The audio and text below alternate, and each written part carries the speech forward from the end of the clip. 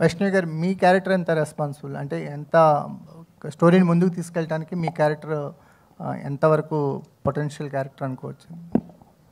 నేను actually 2 roles, yeah,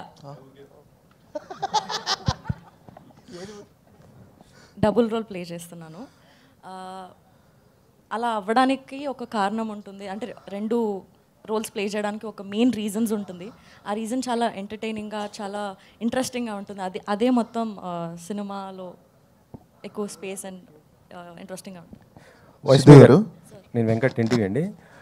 baby తర్వాత మీరు నెక్స్ట్ మూవీ చేశారు, అది అంత సక్సెస్ కాలేదు. సో దీనిపైన ఎలాంటి కేర్ తీసుకున్నారు? అంటే ఒక హీరోయిన్కి నెక్స్ట్ ఒక ఫ్లాప్ పడ్డదంటే మళ్ళీ అవకాశాలు రావడం చాలా కష్టం కదా. సో దీన్ని ఎలా చూస్ చేసుకున్నారు? సార్, అంటే సినిమా సక్సెస్ కాకపోవడం అది, అంటే నేను అంత ఆలోచించే మెచ్యూరిటీ అంటే ఎక్స్పీరియన్స్ లేదు సార్ ఇంకా నాకు.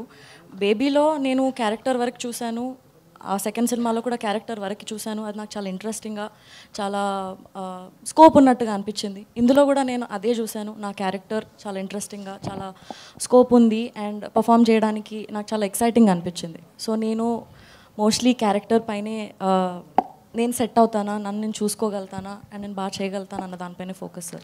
బేబీ ప్రొడక్షన్స్లోనే మళ్ళీ మీకు ఆనంద్ గారికి సినిమా అన్నారు, కానీ మళ్ళీ ఇంతవరకు ఏం అప్డేట్ లేదు, ఏంటి?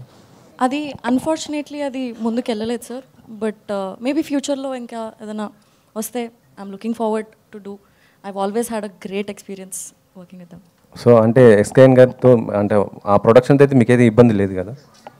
ఉందని ఎవరు చెప్పారండి? అంటే మొన్న దాంట్లో కొద్దిగా సోషల్ మీడియాలో అయితే ఇదే వైష్ణవి గారిని ఇలా అన్నారు అనేసి కొంత ఇదైతే అయింది. అదే చెప్తున్నాను, ఎవరిని అన్నారో మరి నాకు తెలీదు. బట్ ఏదైతే బయటికి వచ్చిందో న్యూస్, దానికి ఆన్సర్ చేయడానికి ఒక వీడియో చేసి పెట్టారు.